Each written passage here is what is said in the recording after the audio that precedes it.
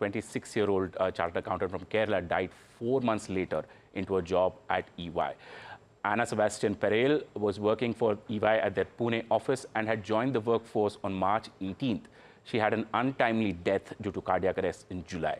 Her mother, in a letter to the EY chairman, has expressed the horrors of working for a toxic workplace that was the reason for her daughter's death. In her heartbreaking letter, she also claimed that no one from EY attended the funeral.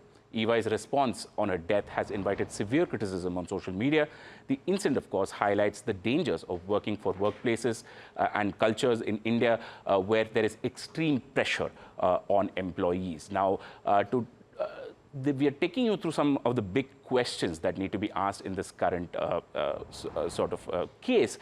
And that is, firstly, is it time to review toxic work culture in the Big Four? The second question that we're raising is why EY reacted so late. Remember that Anna died in July and the responses from EY are coming now in September. Now, one can respect the work culture, but does the culture actually respect you? And lessons for managers on maintaining a healthy work environment is also an important question. To discuss this and more, I'm joined by Arun Giri, co-founder and group editor at Taxsutra. Arun, welcome to this conversation. Let me, take you through some of the questions that we had raised. Firstly, is it time to look at work culture at these large consultancy firms? Because this is not probably an isolated incident. This is common knowledge, I'm assuming. I've tracked the Big Four for 20 years as a journalist. And before that, I finished my CA. So I can talk possibly from both the viewpoints as a little bit of an unbiased observer. To me, the bigger issue, which so far has not been discussed, seems to be the obsession with the top line that the bigger firms have now gotten into. There is a complete obsession about revenue. The focus is on top line, profits. And if you look at what the CA profession started out as in 1949, when the Chartered Accountants Act came into being, we always said CA is a profession.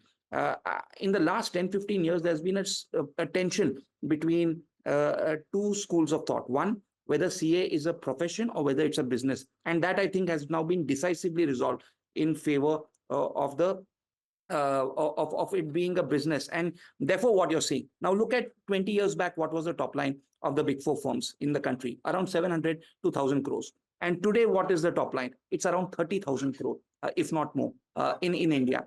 So you are clearly seeing that there is a huge focus on top line. There is a big focus on growth, big focus on scaling up.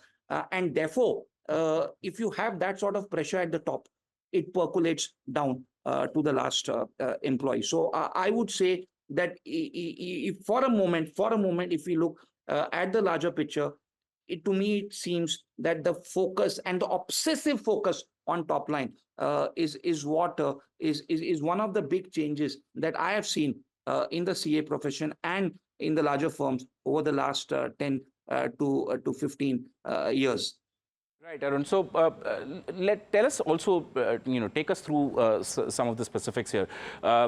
Audit as a function demands a lot of attention, a lot of work, and potentially a lot of hours from chartered accountants who are part of that group. So do you see that maybe there is a need to relook at how exactly we see audit as function at all?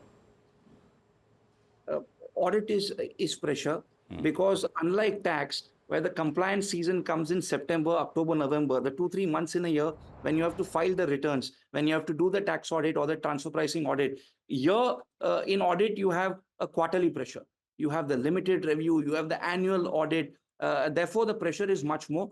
Plus the regulatory glare, if anything goes wrong in an audit, because it's filed with stock exchanges, SEBI reviews it, and so on and so forth. So yes, the pressure in audit possibly is much more, and it's also becoming more difficult to attract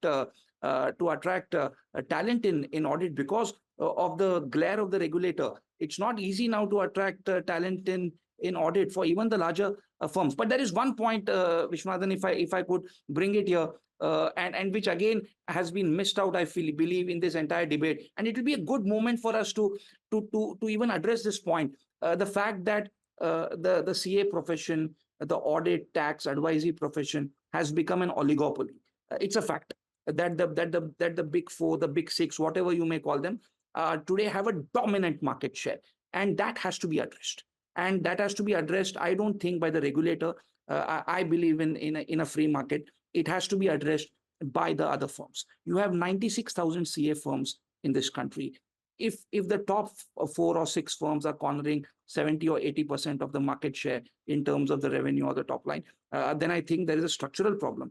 Now, because you have a concentration of work with the top 5 or 6 firms, you therefore have a beeline towards these firms. They are the ones who are paying well. They are the ones, the younger chartered accountants believe that to understand their aspirations in terms of finances, and therefore a lot of the young chartered accountants make a beeline towards the bigger firms, the big four, the big six, whatever you may want to call them. Unless this oligopoly is addressed, you will still have a lot of the issues that are connected to an oligopoly. Where do the chartered accountants go? Today, the big four is paying you almost twice as much as another firm can pay, as what I can pay. We employ maybe 70 to 80 people, but it's difficult to match the pay that a big four gives. Arun, the other question that I had was with regard to the nature of the workplace in itself, right? So there is a pressure that is coming top down on all members, and unfortunately, the way that the system exists, the people at the lower most in this entire hierarchy, they seem to be bearing the brunt of this entire pressure. Is this a good time to maybe also look at managers and the way that they assign work and the way they deal with younger CAs in this country? Here, if I could make maybe a little bit of something contrarian, that Sure. Big Four 20 years back had some 40, 50 partners. Today, they have 600 partners. Now, it's very difficult for any firm to control a culture with 600 partners. A 600 partner with more, say, some 2 or 3 directors, then 4 or 5 senior managers, then some 8 or 9 managers, and then assistant managers, so on and so forth. I think some of this culture also is partner-driven.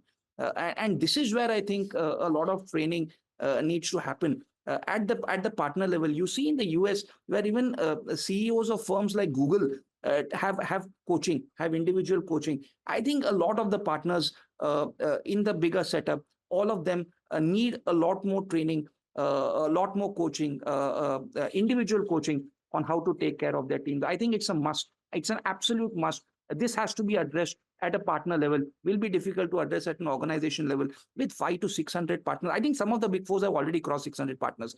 600, 800 partners if you have, then to say that we can control the culture, because each partner is operating a P&L.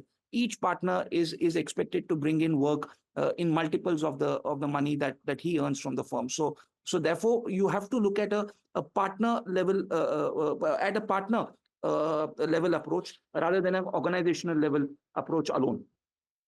Arun, the last question that I wanted to ask off of you, there is this debate of excessive work pressure leading to severe health issues, and then, of course, in this particular case, the allegation is that the death was caused by excessive work pressure.